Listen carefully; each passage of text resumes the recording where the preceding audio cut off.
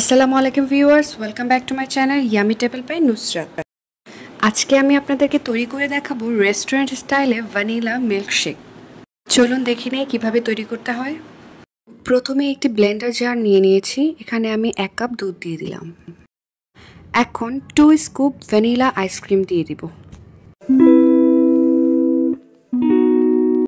1 table spoon চিনি দিয়ে দিচ্ছি।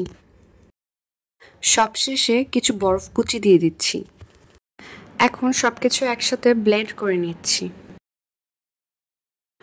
2 থেকে 3 মিনিটের মতো ব্লেন্ড করলেই চলবে। এখন আমি সার্ভ করে নিচ্ছি।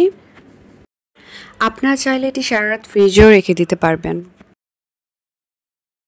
গার্নিশিংয়ের জন্য উপর থেকে কিছু স্প্রিঙ্কল ছিটিয়ে দিলাম এবং ছোট্ট একটি আমব্রেলা অ্যাড করে দিলাম।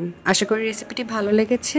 ভালো লেগে থাকলে চ্যানেলটি সাবস্ক্রাইব করবেন। Thanks for watching. আল্লাহ হাফেজ।